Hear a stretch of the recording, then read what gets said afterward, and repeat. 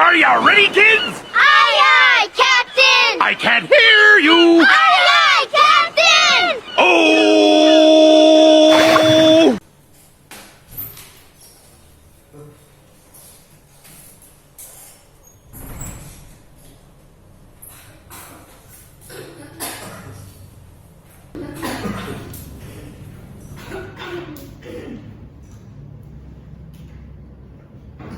Selamat pagi anak-anak. Pagi, Pak. Gimana? Assalamualaikum warahmatullahi wabarakatuh. Waalaikumsalam warahmatullahi wabarakatuh. Gimana kabarnya hari ini anak-anak? Apakah sehat semua? Alhamdulillah. Tapi kok kayak ada yang lemes gini ya? Udah pada sarapan atau belum? Belum sarapan. Kamu tadi pagi bangun jam berapa? Lah, kok belum sarapan kayak sekali? Nanti kalau istirahat sarapan di kantin ya. Iya.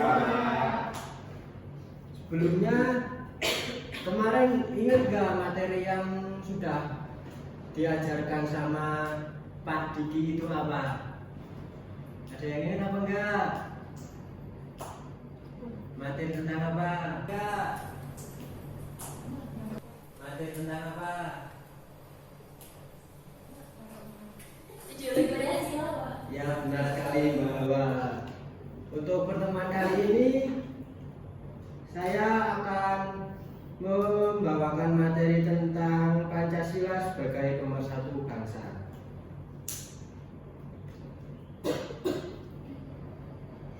Apakah sudah bisa dilihat? Baik anak-anak, hari ini kita akan belajar tentang Pancasila sebagai pemersatu bangsa.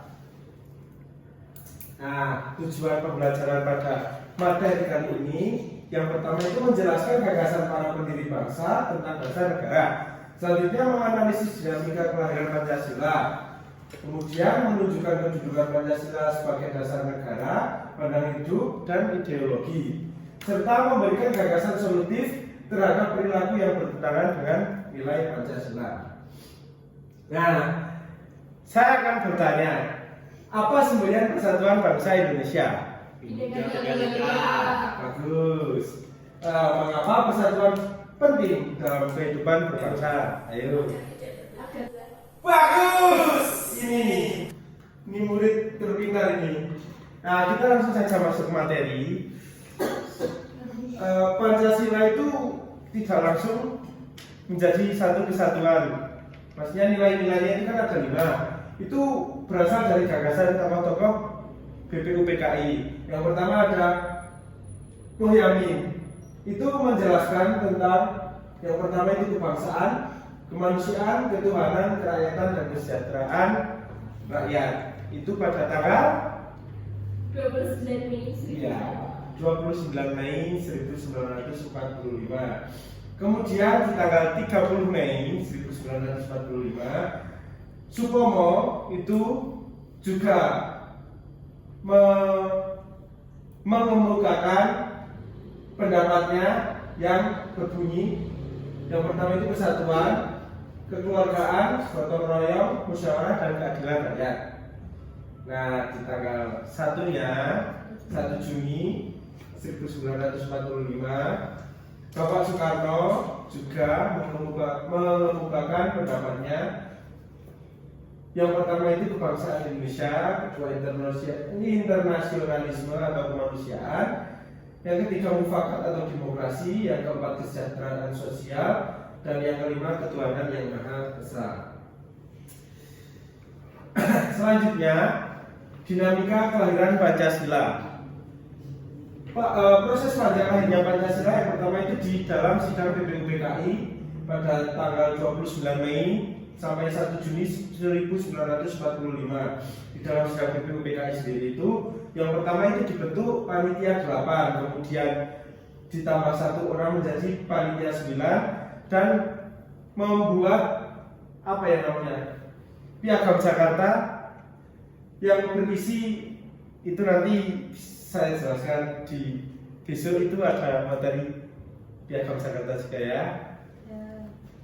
Nah, kemudian setelah sidang BPUPKI itu ada sidang PPKI di tanggal 18 Agustus 1945 yang mengesahkan Undang-Undang Dasar 1945 dan Pancasila itu.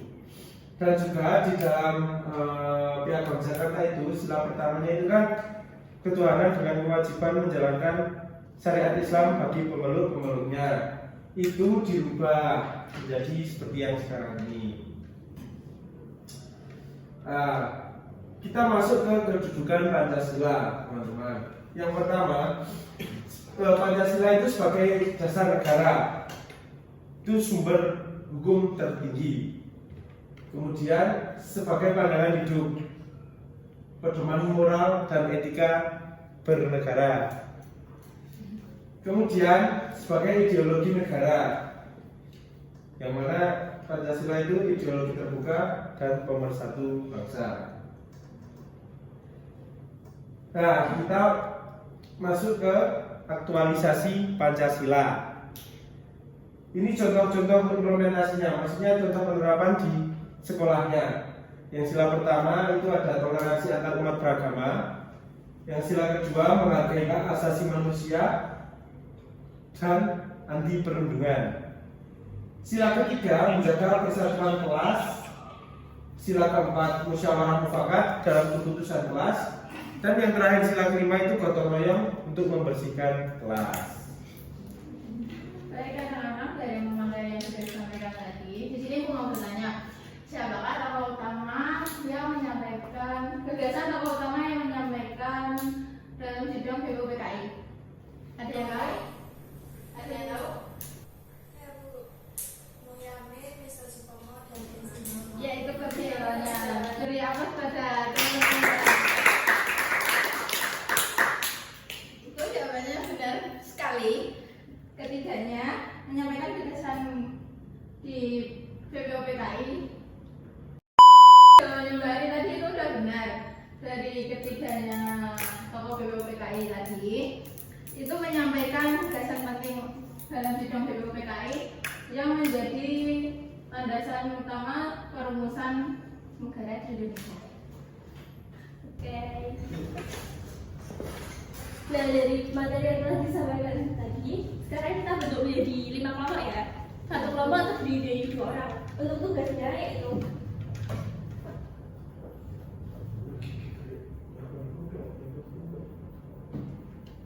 kalian identifikasi perilaku di sekolah yang bertentangan dengan sila Pancasila. Lalu kalian cari solusinya dari perilaku tersebut.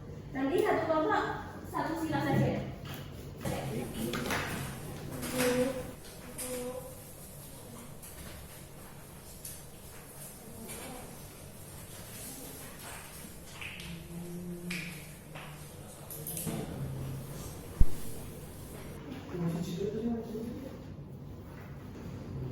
Apakah ada yang sudah selesai?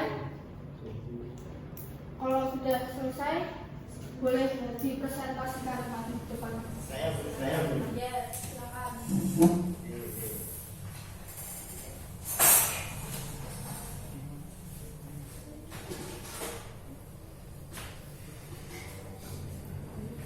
Baik, Assalamualaikum warahmatullahi wabarakatuh. Kami dari kelompok 1 akan mempresentasikan hasil dari diskusi kelompok kami, yang itu sila ke-1, Tuhan Yang Maha Esa. Perilaku yang bertentangan yaitu 1. Mengejek teman yang berbeda agama. 2. Mengganggu teman saat beribadah.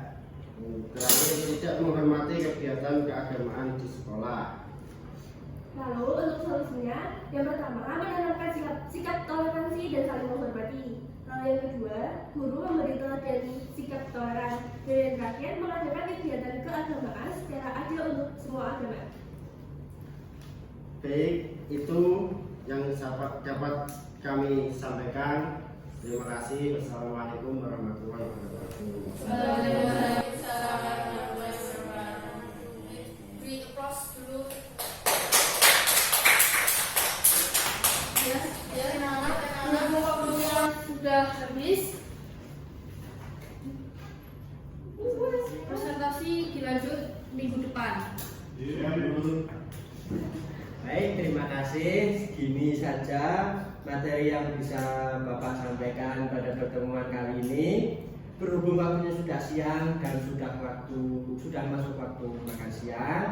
Setelah ini kalian bisa istirahat makan siang terlebih dahulu. Yang tadi pagi belum sarapan silahkan makan, yang tadi belum minum silahkan minum. Kurang lebihnya Bapak minta maaf sebesar-besarnya. Akhirul kalam, Assalamualaikum warahmatullahi wabarakatuh. Waalaikumsalam warahmatullahi wabarakatuh. Kalau ada yang mau pulang, hati-hati di jalan ya.